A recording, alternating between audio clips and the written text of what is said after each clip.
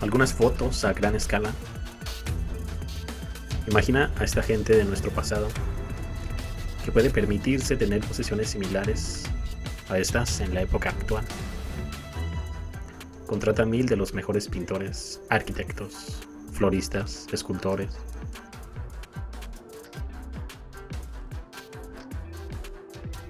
Es muy interesante esta época aproximada en la que ocurren todas estas exposiciones, casi en todo el mundo.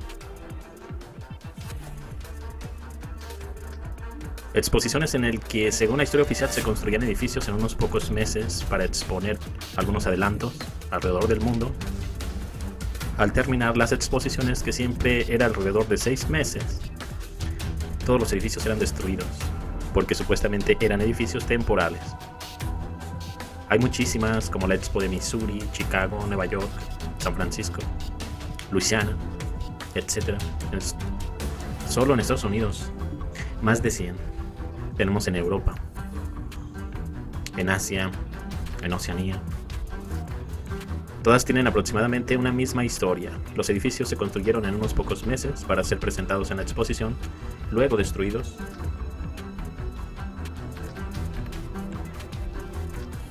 En algunas de estas fotografías incluso se apreciaba que algunos de estos edificios tenían energía eléctrica inalámbrica, extraída quizás de la atmósfera, gracias a los domos y cúpulas de estos edificios.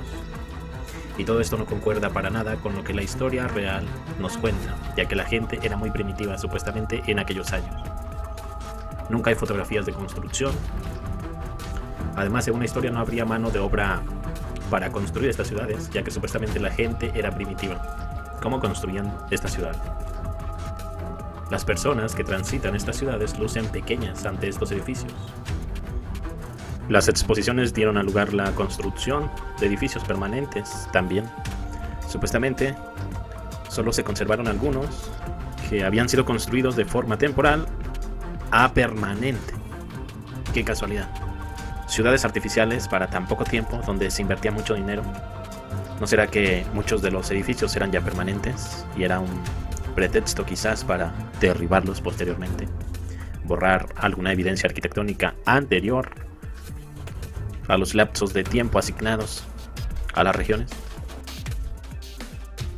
En alguna ciudad en Iliria de Olimpia, que está toda bajo tierra, sorprende el tamaño de las piedras de la muralla.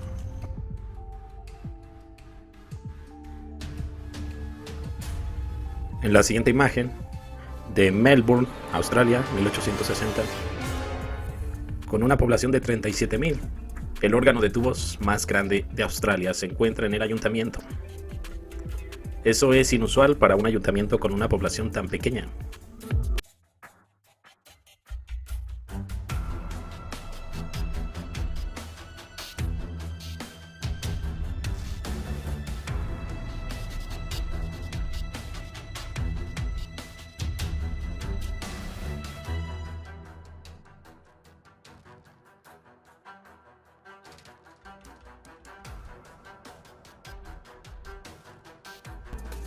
La cantera del Cóndor se encuentra dentro del complejo arqueológico de Ollantaytambo.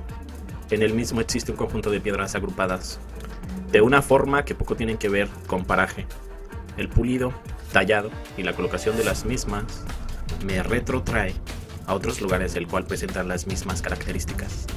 La similitud en este tipo de trabajos fue una constante en todas las culturas milenarias, dejándonos el interrogante de cómo, cuándo y quiénes fueron los maestros constructores. Estas figurillas son llamadas los hombres guajolote, de la cultura Nopiloa, Veracruz, México. Bastante interesantes.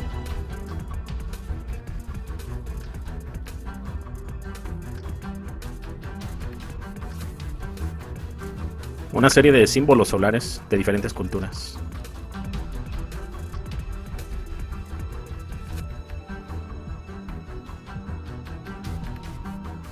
De acuerdo a la imagen, un aproximado, aquí es donde estaría el Templo Mayor. Fotografía Huérfanos, Amberes, Bélgica, 1890. Destaco las dos niñas que están enfrente. Las sentí demasiado altas. Incluso las comparé con los adultos de atrás y parecen ser demasiado grandes. Por eso quería ver qué opinas al respecto. ¿Qué ves? ¿Nada extraño?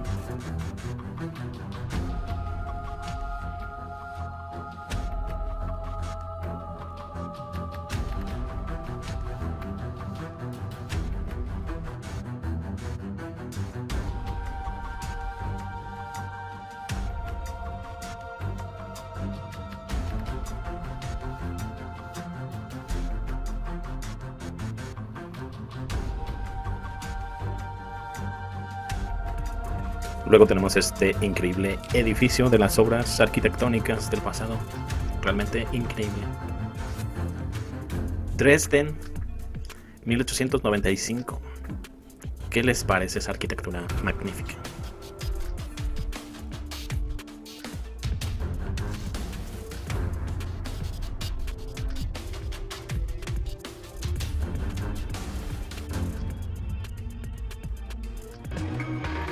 Esto es Brooklyn, 1906. Hormigón, caballos y tranvías. ¿Dónde están los coches regulares? Foto de 1906 de Williamsburg Bridge Plaza en Brooklyn, Nueva York. Investigué en la wiki sobre la población de Brooklyn y cuenta que en 1910 se contaba con 1.166.000 personas y 1.610.000 personas. En la foto, ¿dónde están los autos? Incluso tengo la sensación de que esas personas no son reales, parece un tipo de trabajo de Photoshop. La imagen, por cierto, muy HD.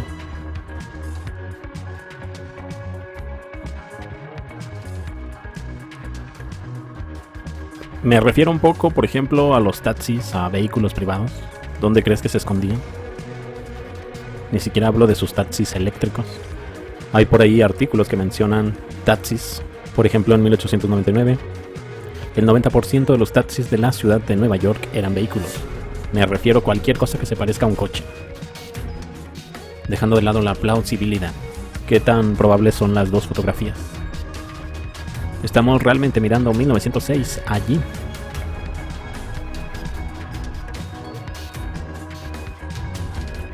Todas las personas parecen vestir de la misma forma. ¿Es esta nuestra línea de tiempo 1906 o es la línea de tiempo de alguien más?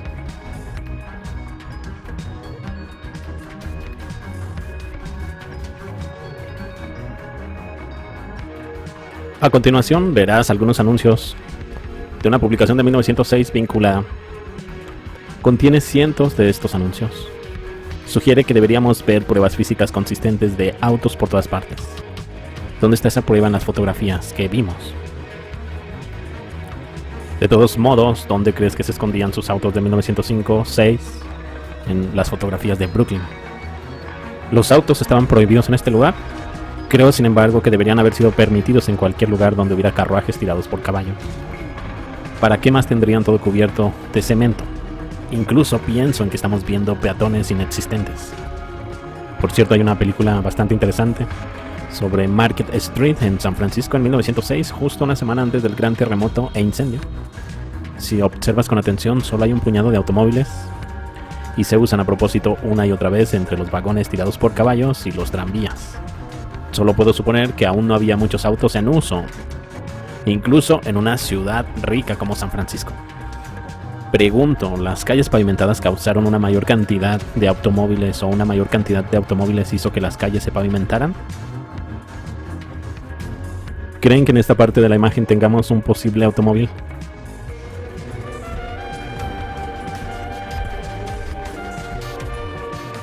Incluso por ahí, otro asombroso anuncio, autos eléctricos utilizables, 1906. La narrativa que hemos recibido no es la verdad y no deberíamos aceptar ninguna narrativa, por muy oficial o certificada que sea, al menos que tenga sentido. Y no lo olvides, una vez abiertos los ojos, no lo volverás a cerrar.